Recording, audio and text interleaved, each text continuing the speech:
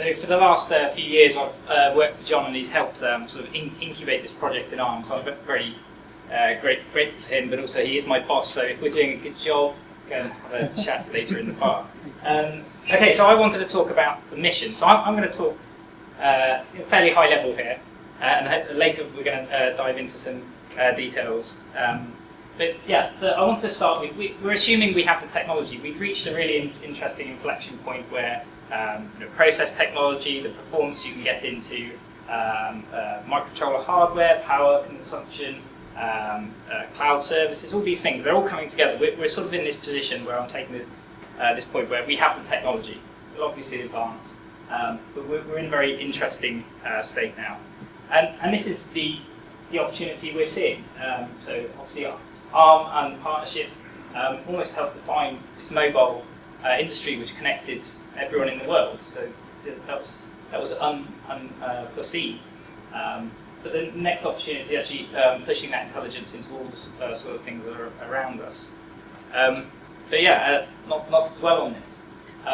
This is something that I guess we took very seriously. So when we were starting the Cortex-M project and defining the architecture, which is actually when I met Chris and we started thinking about the sort of problems that might come when we were driving this new microcontroller roadmap.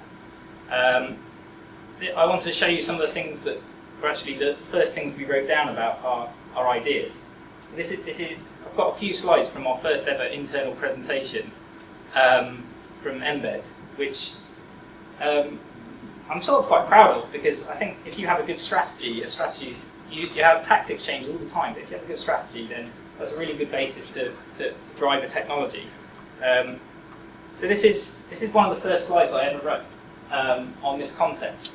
I'm basically saying, microcontrollers are a solution looking for problems, and we don't really know what they are. And you can have someone who's incredibly well trained trying to think up these ideas of how they're used, but really it's the guy in a different domain who sees the opportunity, sees the need to go and develop this stuff. And there's a really nice quote from William Yeats about filling a pail or lighting a fire. And this is not about someone being clever versus being stupid. It's about them having great insight into their business, understanding what changes in their business would have significant impact, where risk is, where the reward is, and things like that. And we assumed that if you were this guy, the other thing you would do is you wouldn't tolerate the sort of timescales that the guys who invented this industry kind of had come to accept. And we always had this idea of a plumber. You ask the plumber how much it's going to weigh, oh, that's going to be a hard problem. And I think what we realised is that this new set of developers, they just wouldn't tolerate what had become expected of how complex or how time-consuming something would be to understand the risk of taking on a project or to mitigate the risks of taking on a project. And to grow an industry, you need to get investment. And the way you need to get investment is to get the risk-reward calculations right. So anything you can do that reduces risk allows an industry to scale. That's how investment comes to be. And our original premise was, so 3D printers were just starting to come onto the scene. People started using frameworks like Ruby on Rails to develop websites, and it had a huge change in productivity. And this is where we set off on our initial project to say, well, we want to actually do rapid prototyping for the intelligence that you embed into things. That's the sort of barrier. And the approach we were going to take, I based off something that I quite admire. This is the original ARM business plan. I don't know if it's public domain, but I think it should be. At least one slide of it is now.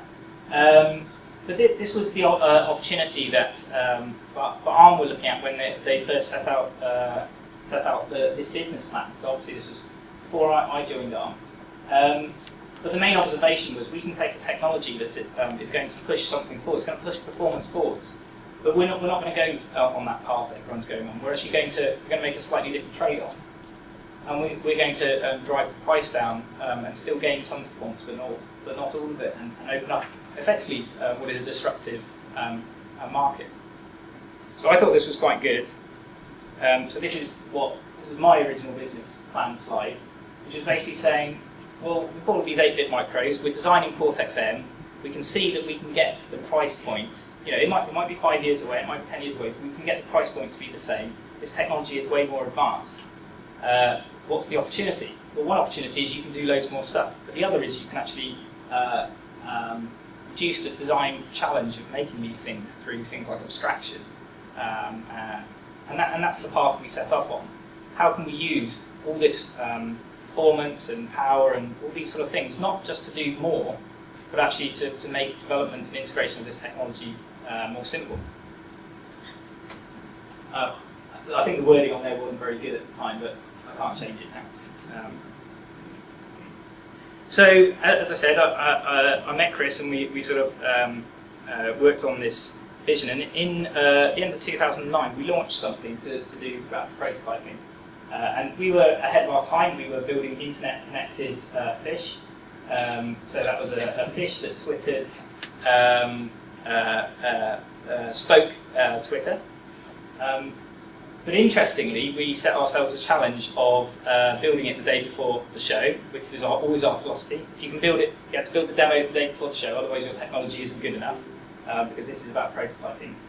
And in this case, the fish animated himself, and he read out things that posted on Twitter. But I think what I really got from this project was the plumber approach to doing this would have been, okay, well, we're going to have to do some sort of speech processing on this chip and all this, I can see how this is really complex, and this is probably a 3-month project, but we only had a day.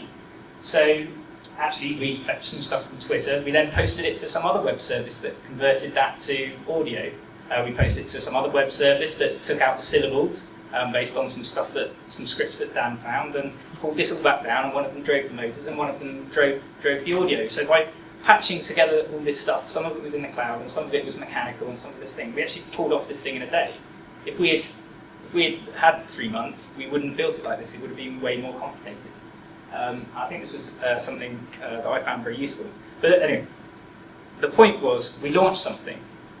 And this is an example of something that turned up a bit later. This is someone prototyping a product with stuff we're doing, which is excellent. But there's a reason I'm showing you this one. I assume no one can guess what this is, apart from the fact it's obviously wireless and internet connected, and that's why I'm showing you. Okay, so this is the newspaper article that goes with that. I don't know if you can read this very well, but I'll read it out. It says, the world's first device to help dairy farmers monitor their herd's dietary and health to improve milk yields of animals. This is pretty insane already. It's a real company. They build this sensor. It all sounds very nice. The well cow wirelessly monitors pH and temperature.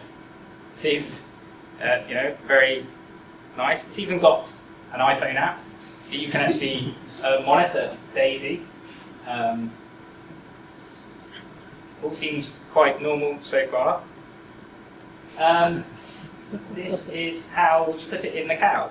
It turns out this thing is about this big and weighs, I don't know, half a kilo, something like that.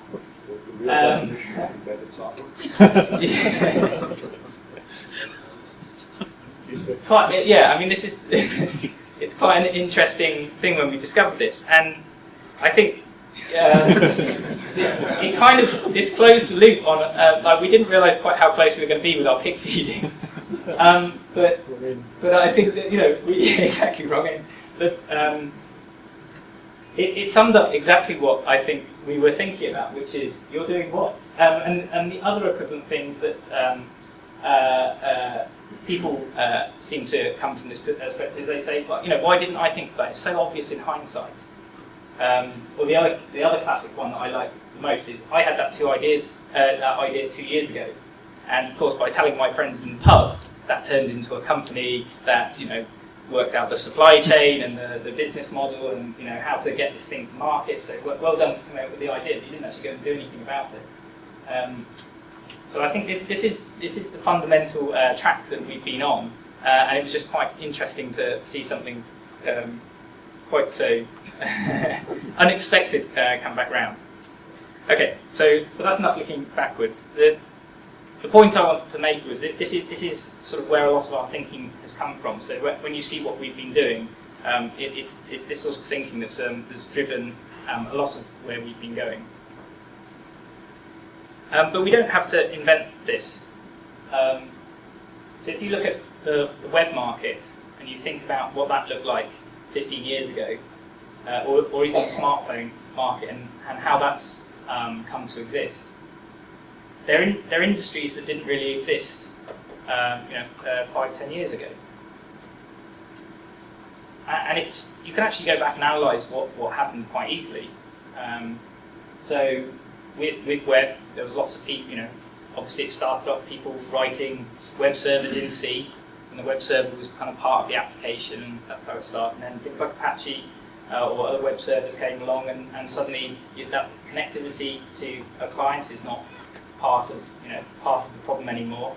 And then something like Rails came along and changed a lot of the way that people thought about web development. So, for example, one of the things I really found interesting about Rails was it introduced the concept of testing by default. It brought this framework that they learnt how this framework worked, and testing became an integral part of building websites and web infrastructure. It also became very accessible for people. So there's a huge interest in building websites like this, and fundamentally it started off as an interesting thing, and there was hackers doing this and whatever, but fundamentally it turned into actually how a lot of industrial websites are now built, with a lot higher productivity because of the right pivot point. So that's an interesting sort of technology map. So I think the smartphone one is, and people predicting Web 2 applications, you wouldn't have been able to predict the sort of things. If you think back, it was things like Encarta, Director being used for CD, animation things. People, virtual shops on the internet and things like that. It's very different to actually where a lot of the internet technology took this world. And I think the smartphone industry is the one that we're really interested in drawing an analogy with, because up until the point that iOS and Android came out, there wasn't really much of an ecosystem around the mobile handsets themselves. That was a real step change in the way that people interacted with these phones, in the way they thought about actually what was possible. It became part of popular culture even about inventing apps. Pretty much in a pub every week, maybe in certain circles that we are in, not maybe all circles, but people were inventing what the next app was going to be. I think that was quite interesting. But the interesting thing that came out of that is it actually formed totally new industries. So if you think about the sort of companies that came out of this, there's companies supplying plugins for advertising for phone platforms, on the Android platform, or the tools to go and debug an Android application or something like that.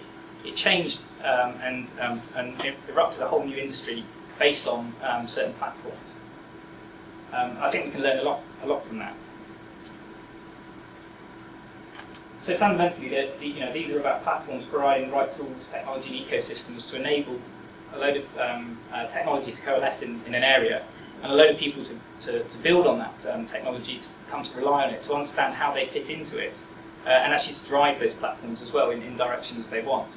So in the mobile space, if you were an accelerometer guy and there was an opportunity here, actually it's very obvious how you go and get into a mobile phone, because if accelerometers became part of the standard platform for using motion, things like that, that's actually how that new industry would be driven.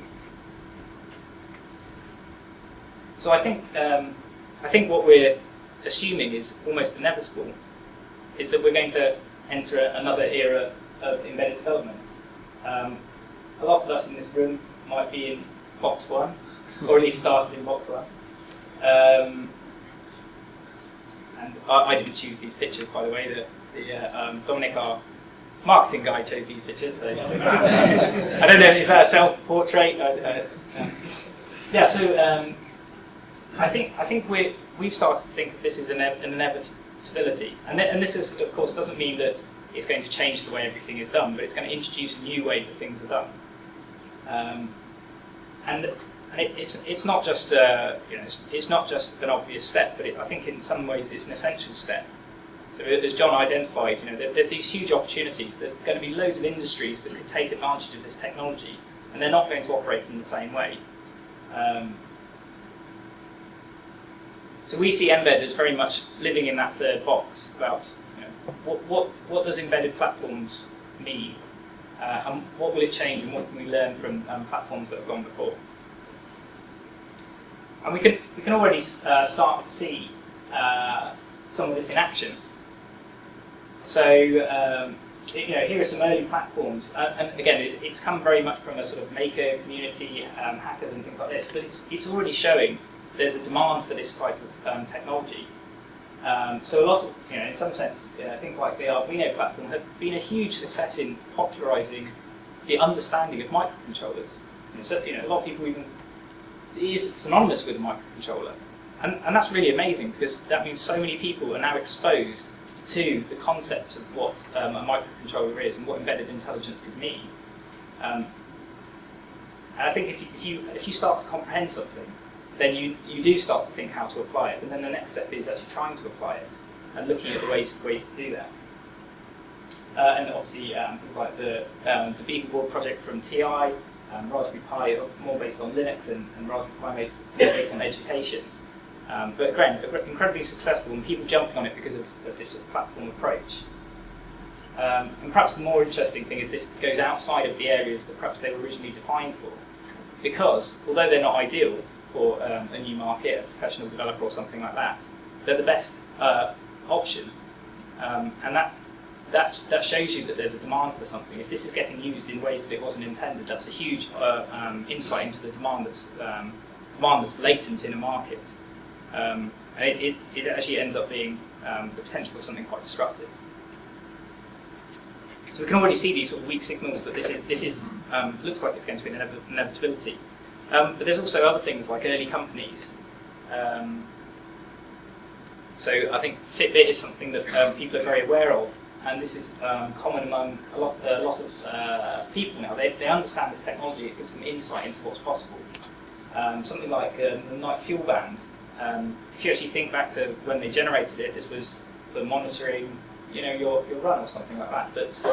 But actually, people end up wearing this all the time, even when they're not running. So suddenly, Nike find themselves with all this information that they didn't even expect, and then they find themselves thinking, well, should we have this information? What can I learn by the fact that I know when someone's moving and when they're not, even they're just wearing it all the time. And that will spawn off lots of other ideas. It will spawn off lots of questions about this industry that we're going to have to solve. And something like Kickstarter, I think, is a great example of where people are now inspired that actually hardware manufacturing and hardware is accessible. And that's a great inspiration for a lot of people. Some other things, open source and open hardware have become very widely understood within the sort of markets we're in. And they're very scary to a lot of people. But fundamentally, they're an interesting way of consolidating a lot of effort among an industry, so that can be reused by a lot of people, which is a really valuable thing to do. Fundamentally, that's what ARM does it in a different way, but it consolidates a lot of engineering effort across an industry so lots of people can benefit and work a lot faster.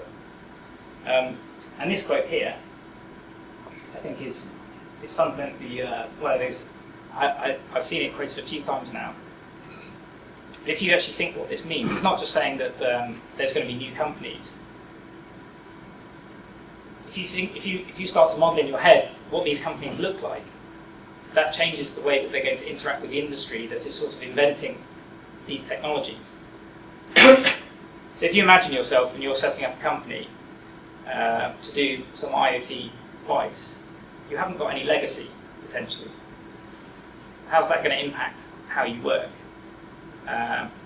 You perhaps want to win a first customer, so you need to mitigate your risk as quickly as possible to prove that there's an opportunity for your product. How are you going to do that? Well, you might want to just get something out there and ship it and see what happens. Get it good enough.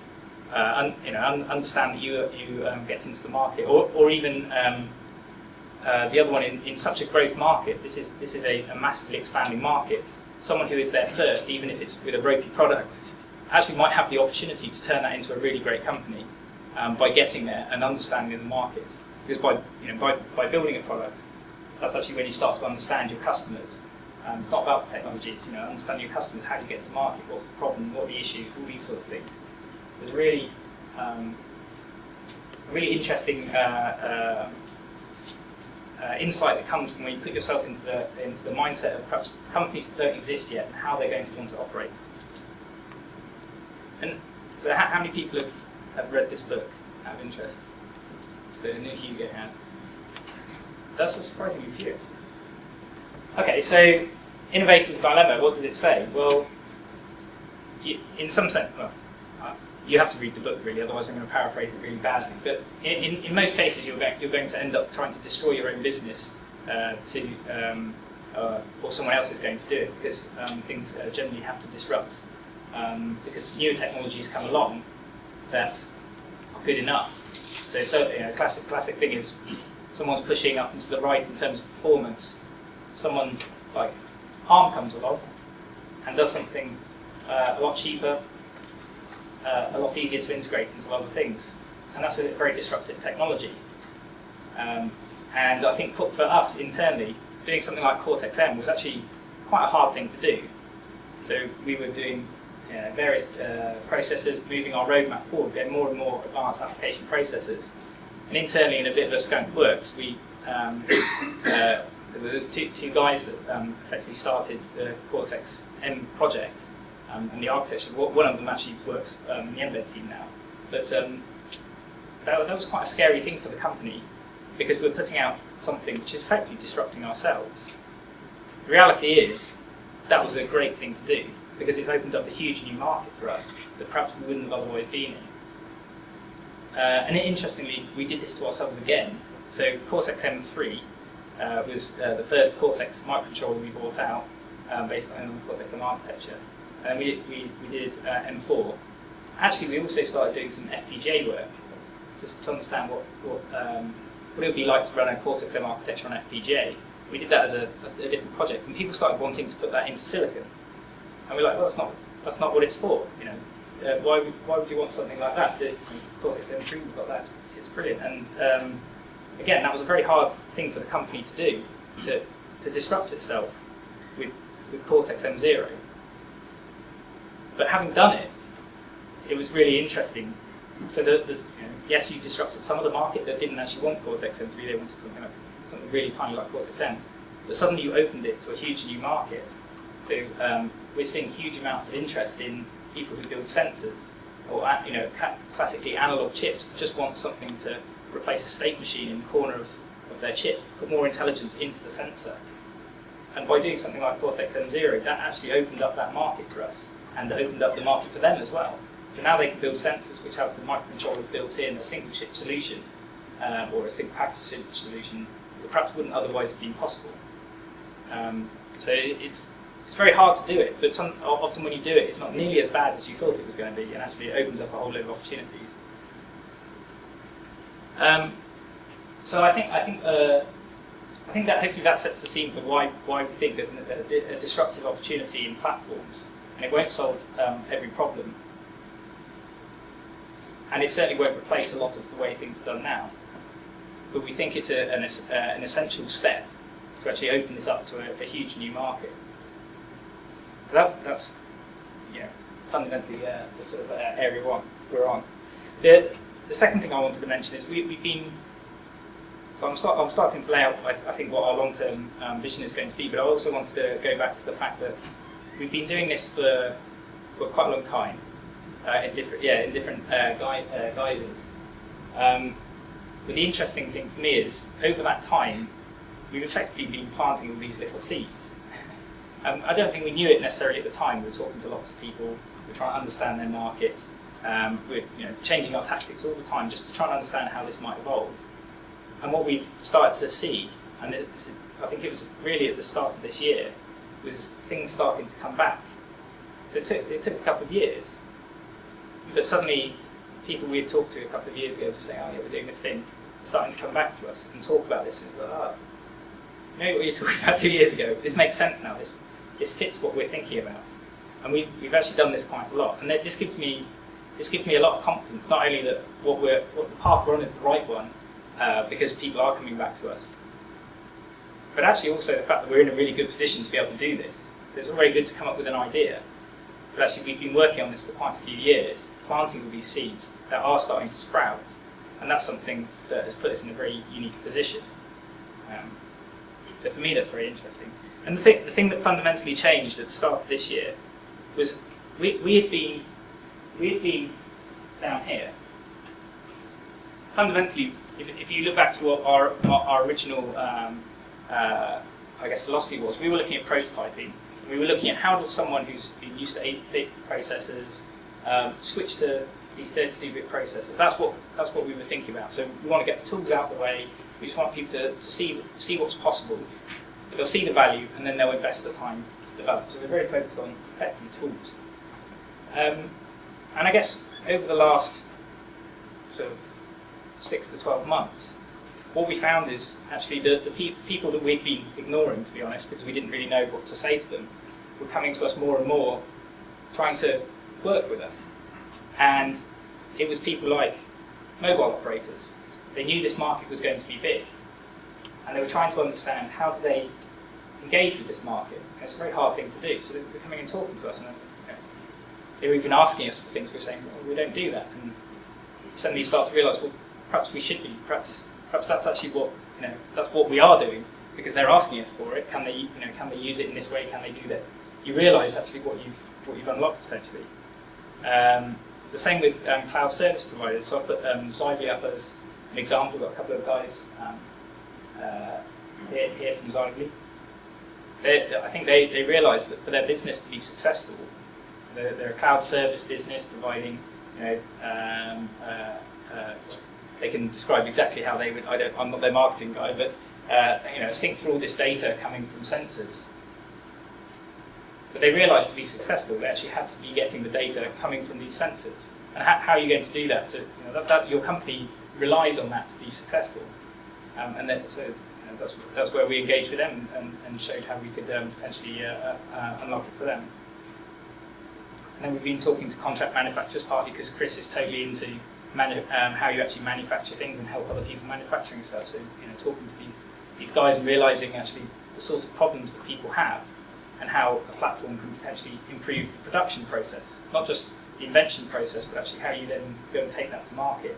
There's lots of things that you can do that you don't need to reinvent, but it's very hidden from people at the moment. And as another example, so one of our first partner that really helped sort of drive this was NXP. We've been working with NXP since then. It's been one of our best decisions ever to partner up with them to get this far. But what was really interesting for us is when we were in a bar sometime, we just happened to be sitting at the same table with their NFC guys, and they found out what we were doing, and they almost got more excited than the microcontroller guys, because this actually unlocked their technology. They didn't care about the microcontroller. It's this annoyance. In fact, software is this annoyance that doesn't let them unlock their NFC or something like that. And they were spending so much time developing around, let's say, an NFC board, writing a Visual Basic application to talk to that board to show off what this NFC card could do. And you get this nice thing, it's a great demonstrator, but you can't do anything with it. And suddenly we had this thing which, they just wrote a library, and they had a dev kit. They had a dev kit that integrated with everyone else's dev kit who was using our platform. And for them that was incredibly valuable, and for us it was a real insight into some of the opportunity we had, I guess. So, as I said, this is the sort of thing that over the last year, and it's obvious in hindsight, really opened our eyes to the fact that what we were building could be a lot more than some microcontroller tools, which was fundamentally how we've been thinking about it to start with. And by turning around and looking away from the silicon guys, sorry, you open up and see what the opportunity was, because there was different people outside of that domain trying to solve this problem. So this is, I guess, where this is our mbed logo. This is where I would say this is where mbed is about to grow up. So based on that, and with John's support, we went to the board and basically laid out what we'd been doing and what we thought the opportunity with, and the timing was right, obviously, because of the need to invest in IoT and help all of our partners unlock this opportunity. So, as I say, mbed is kind of about to grow up. And there's a couple of things I wanted to show you on this slide. It might not be obvious. When we started mbed, we were very conscious to hide the fact it was actually anything to do with ARM. So most of our users at the start had no idea that this was anything to do with ARM. And that was by design for a lot of reasons, actually. One of them is, if it didn't work, I didn't want to take ARM's name. That was one of them. But the other one was, well, like I said, there was quite a few. The other one was we wanted to see if it worked. It worked. You know, we wanted a playground. We wanted to work in a different way. We treated it like a startup, actually, inside ARM, because that allowed us to try things that the legal team didn't find out for a year because we were hidden in a cupboard, which is now the legal cupboard. Actually, the cupboard the room we started in is now a cupboard for filing cabinets. But more than that, we wanted to see if it would work without the backing of ARM's name, because otherwise we might get adoption for the wrong reasons. We might get adoption because ARM is saying it's a good thing to do. So we've actually seen a lot of the success, quite ignorant to this, and it's actually only in the last couple of weeks, couple of months that we've started even looking at marketing and things like that. But this is really interesting for us because it proved a lot of this technology and allowed us to do a lot of things that we wouldn't have otherwise been able to do. But what we've realised is that it now is really the time to grow this thing up. So as I said, we went to the board and we presented the case for this, and we got the green lights to invest quite heavily in this project. So by the end of next year, this is going to be quite a big project within ARM, and we really want to use this as the opportunity today to lay out with you where we're going with this, because we think you can guide us very well on this path, and we think you will benefit if you come with us. So it's grown up as well, and the marketing guys decided it had to be capital as well. So come the start of next year, as we start to roll out this thing, the fact that this is an ARM project will become much more obvious. The fact that a lot of people within ARM are going to be getting engaged in this project will become a lot more obvious to people. So this is actually ARM stepping up and saying, no, this is something we can really invest in. We're going to put the people and the investment behind it to make it happen. And this is why I think this is what triggered me to set up this meeting, because I think if we are going to do this, we want to do it right, and we'd like to do it in collaboration with all of you guys to do that. So this is the opportunity to help us do the right thing to help you all. So fundamentally, what is the mission? Well, ARM wants to help unlock IoT for all of our partners and generally for the world. If we can grow the pie in sort of Robin Saxby terms, that we will be part of that pie. So anything we can do to grow it is a big advantage for ARM. It's a big advantage for ARM's partners, but fundamentally we think it's obviously a good thing for the world if we can achieve some of the things that John was talking about earlier. So our goal is to help make the billions of these devices actually become a reality. Remembering back to the farmer type analogy. So the two things I wanted to dwell on. One, this is a crude definition of Internet of Things from our point of view. And the thing that's interesting to us is we are focused totally on helping people create devices. So we want to help people create devices that embed the intelligence that all of our partners are developing. But that means actually we need to work way beyond that. So and we've started to see people come to us, which made it obvious that we need to work with the operators.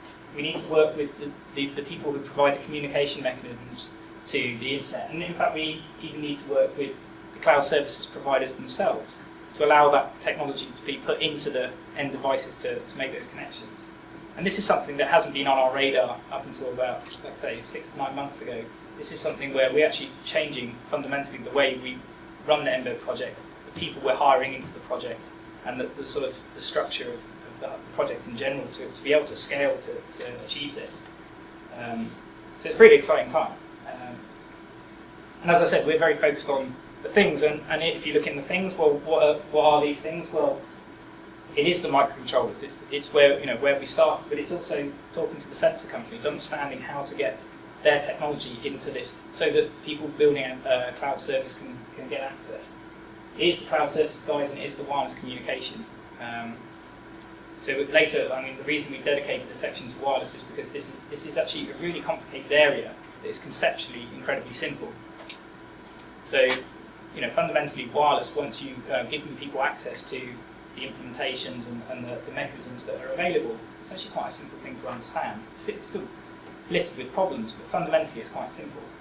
But actually doing it is very complex, and it's not even considered a commodity at the moment, and we want to make sure we can get to the point where this is just, it's not a feature anymore, this is just taken for granted.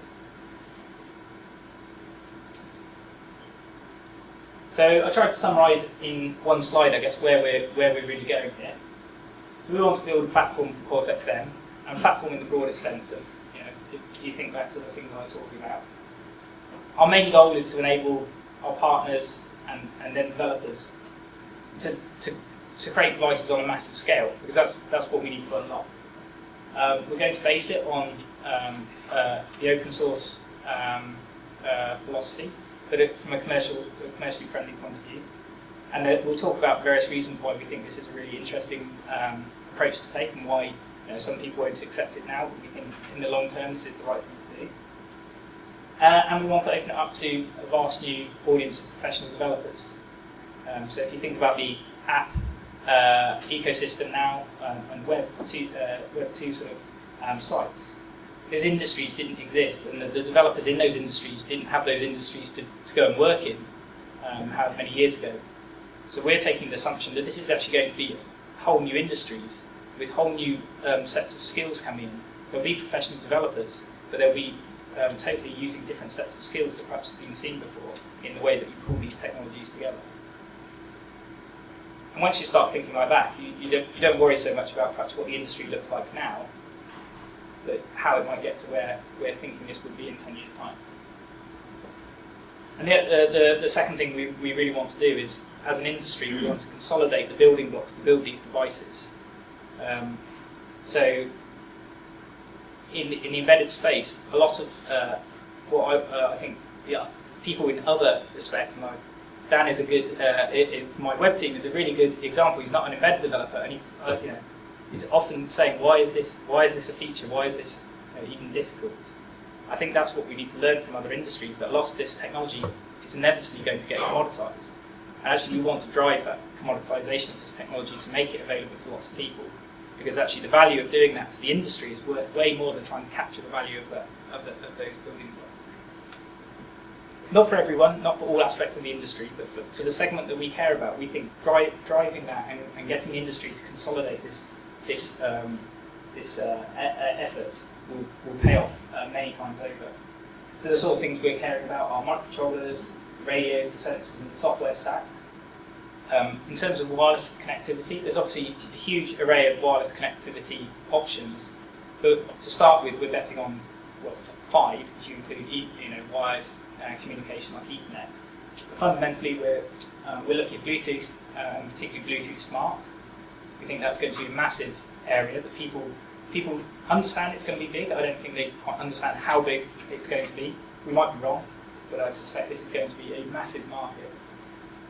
802.15.4 and 6-low PAN. So as you probably know, ARM acquired Sensinode recently, who pioneered a lot of this technology and have brought a lot of expertise into ARM. We want to really help all of our partners take advantage of these technologies. So we'll be talking about that as well. Wi-Fi and fundamentally cellular. Cellular has some really interesting opportunities in terms of business model of just connectivity not even being a feature in the end user's mind. It's just magic. Somehow it's connected to the internet. And I think an example would be something like the Kindle. If I asked, I don't know how many people have got a Kindle actually? How many people, maybe it's different in America, but how many people know who the service contract is with? Like one guy, right? So you don't think about, maybe it's because you don't have the 3G one, right? Sorry. But fundamentally, something like the Kindle changed the business model. Up until now, cellular was thought of something where you had a relationship with the operator on a monthly contract or something like that, or pay as you go. And something like Kindle actually totally changed that business model. The business model is you buying a book, and that subsidising some of the operator costs, and that's huge. So we'll talk about cellular as well. And we want to consolidate some of the embedded agents as well, so the things that actually talk out to these cloud services. Because if they're available and they're not a feature anymore, then just connecting and pushing data out of these things becomes possible. And the main thing to do, the main reason we're very interested in standards in this place is to make this industry scale. We want to disaggregate all these parts of the industry. At the moment, everything is very vertical, and it will continue to be very vertical for a while in certain areas. But to really get this to scale, you need to be able to disaggregate all these different parts of the industry, so someone can make a generic sensor, or they can just make a cloud service which is resold, rebadged, and repackaged to someone else who is the maintainer. You have to have all these chains of like you do in other industries. So that's why for us standards are very important, and anything we can do to proliferate and make available these standards, we think is great for growing the industry. Okay, so and tools and ecosystem. So tools is obviously one of the things we're talking about. An ecosystem is kind of what I want to make sure that we make the connections today. So I just wanted to give you a bit of an insight into, as I said, we've been planting some seeds. So I wanted to give you a bit of an insight into some of the ecosystem from our point of view. So NXP was is a brilliant partner for us. So when we were starting this project and we had a vision, we were trying to find someone this resonated with, and it resonated with NXP, and together we bootstrapped this project. So that this was really excellent for us as a way to develop the project, and that was actually enough for us for a while to develop this. But earlier this year, it was excellent to announce that Freescale joined the mbed project, and we'll be doing a lot more with Freescale over the next year. So this is pretty exciting. So this was the next step. But I'm really pleased to announce a few more things today, which I think hopefully you'll see that planting these seeds is starting to pay off. So I'm really very excited that we're now going to be working with Nordic as well on Bluetooth Smart. So Nordic are producing Bluetooth Smart chips with Cortex M0 embedded, and we've started a project with them to enable the mbed platform to target these chips, and they're maybe $2 in volume or something like that. Not even, right? Yeah. So they're really cheap devices that, and we'll go on to Bluetooth Smart because personally I'm very excited about this technology. But this is really interesting, I think, to open up a new market, and this is something I'm particularly excited about. Unfortunately, because of lawyers, I was hoping to announce another big partner as well, another big silicon partner. But apparently contracts take some time to work out. There's lawyers fighting or something like that. But this is really exciting for us because this is, as I said, mbed's about to grow up. So in terms of from our microcontroller partners, with NXP, with Freescale, with Nordic, and we'll hopefully be able to announce in a few weeks another major silicon partner. This is really great for us. This is about to get real as far as we're concerned. Not that it wasn't real before, it's about to get more real. But I also wanted to talk about a few other things. So, as I said, we started working with other companies. So u-blox provide cellular modems and are doing very interesting take, because they're not doing the whole stack of services. They're looking for very low cost modules, and we've been working with u-blox to enable those modems, so these cellular opportunities under the platform. And of course they could leverage, in this case I think they've built the first platform with an NXP part, because they could just leverage all that ecosystem that mbed bought. And this is the sort of thing we think now it's on our radar, and we can support these companies, and we're hiring people to support these companies. This is actually something we're in a really great opportunity to scale, so all the pieces of the puzzle can benefit from everyone else being part of this project. So we'll introduce this a bit later, but another really exciting thing, because this is opening up cellular in a way perhaps that hasn't been done before. I'm not going to dwell on this, but we've been working with mobile operators as well in conjunction with that. I'm not going to go into this too much more, although Karthik later will talk about this. But this is really interesting and opened up our eyes again. So understanding how to support these people, how we can benefit them is pretty cool. I want to put SenseNode up there. So we've got Zach with us, who'll be talking later. He's one of the founders of SenseNode and pioneered a lot of the wireless sensor network technology. Are you into standards a bit? A little bit, right? So slightly religious about standards, which is awesome, because this is really how ARM believes if we can make these standards successful, it will really allow the industry to scale. And internally, we brought the mbed team and the SenseNode team together, which is really exciting for us as well. So hopefully they can learn a lot from us, but also we're going to learn a hell of a lot from them as well, which is really exciting. So there's a lot of opportunities around wireless sensor nodes and enabling actually what is not that easily accessible at the moment. But I think if you look at this in a year's time, I think all the sort of technology that SenseNode and companies like it have been pioneering is going to be way more prevalent than perhaps than is now, and we want to help do that. I thought I'd mention Zively as they opened up our eyes to actually why the cloud operators even cared working with us. This is not something that we'd been thinking about, but when they came to us and said, actually, this is a problem for us. How can you help us? We were like, oh, crap, yeah, we can really help you, can't we? And it is another ingredient we see coming into this platform, coming into this ecosystem that fundamentally we want to build. So we're very grateful that Zively approached us and hopefully start a good relationship with them, but also with other competing cloud service operators. And another thing I'm pretty excited to mention is, so we're working with, we're working with Oracle in conjunction with Freescale. So Oracle have been looking about how they enable Java ME on the Cortex-M microcontrollers. And this is actually quite a hard thing to do because, well, there's two reasons. One, historically, the performance and the processing power and the memory hasn't been available in these sort of single-chip microcontrollers. But actually, if you look over the next year, the next 2 years, this is going to become, this is inevitable. This is actually, that problem will go away. But secondly, Java is often run on platforms like Linux that have available to them all these sorts of services and components. When you look at an IoT device, you're going to have an accelerometer, a GPS, a this, that, the other, wired up to a microcontroller. And actually, mbed can be used as the how to provide all these services to the Java environment.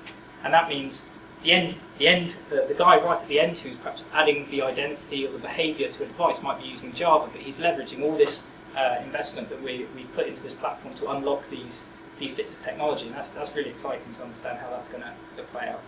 So it's pretty exciting for us. So yeah, so this is the slide I wanted to end on. I think with mbed's a very tangible project. We're doing very technical things. This is about code, it's about tools.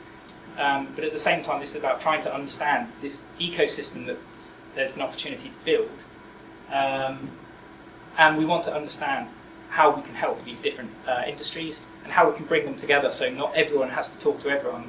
We can all consolidate, hopefully under this project, to enable everyone to be very successful in this market.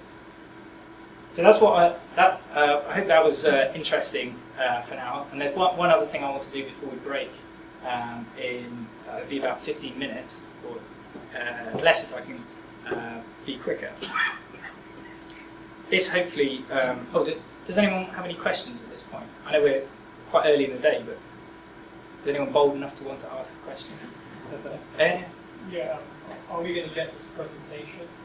Good question.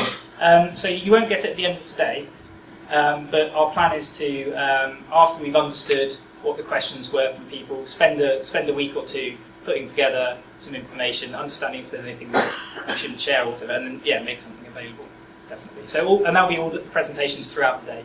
We'll make everything available, but you won't get it at the end of the day because we want to actually spend some time understanding if we can fill in any information that we missed, because we'll probably get half of today wrong. Because we haven't spent enough time with you yet. So, is there any way today you're talking about security? Because it's one of the big areas we're spending a lot of time looking at the IoTs. Yeah, so we'll touch on it in a few areas, and I think so the other thing is we do have a set of slides, but actually we have a load of clever people in the room I'm including everyone in there, who can talk about anything. So I'm very open to those sort of things. So yeah, I mean, I think Zach can probably talk a lot about security. So if that's interesting, it's not a main topic, but I think if you think about what we're trying to do, we would like to make the best practice security standardly available. That would be one of our goals. So understanding what you're thinking about, what your requirements might be, is perfect. We won't go into security standards that much today, although Zach might be able to expand on some of that in that time. But fundamentally, yeah, these are the sort of things we want to do. So feel free to steer the agenda. Are we going to talk about ad hoc networks or Wi-Fi or something, or 802.11? Yeah. So we'll cover that. Yeah. And as I said, the people that are presenting are not people that are necessarily totally versed in PowerPoint. They're totally versed in their technology. Right. So feel free to ask. With respect to security, what I've seen is it's not so much the algorithms per se, whether it's AES or block cycle, it's implementation, key management, infrastructure, and that's still pretty much ad hoc, especially in embedded. And so what I've often seen is you get an engineer who's bright, knows that you need to use a tool, gets it, but then he's left to his own to figure out how to architect around it. And that's usually where the weaknesses are. So what I would see sort of this aspect of it is something that needs to be commoditized. So it's not the core technology itself, but it's actually how you integrate it with. Yes. Okay. Yes. So how do you manage passwords, for example? How do you access these things to change them? So if I make an AES cipher on a block, that's bulletproof. I get a good password. Okay. What's a good password? How do I generate one? Right. And that's where you leave a real heavy-duty expertise to someone who doesn't have it to make that decision. Right. Yeah. And then they build something that's weak. I'll talk about that in a moment. Yeah. I mean, in the topic, we haven't explicitly got a security section, but is this something that's on a lot of people's minds? Yeah. Okay. So maybe we can use part of the open panel session to open the floor to those sort of questions. And we've got a few experts from our side, but hopefully a few of you are experts on this area as well. I think that'd be a great topic of conversation, actually. But yeah, I mean, there's lots of us that have been thinking about it, but to get a sort of a whole view would be superb. And I guess under this project, we're also contemplating the idea of almost working groups. We haven't quite decided if that's the right format or whatever, but certainly Bluetooth for me is something that's interesting. There's a lot of different type of parties that might have an interest in understanding how to push it forward. Maybe there's something around security as well. But don't know the quite format, but we can discuss that over the day. Yeah, that'd be great. Any other sort of burning questions at the moment?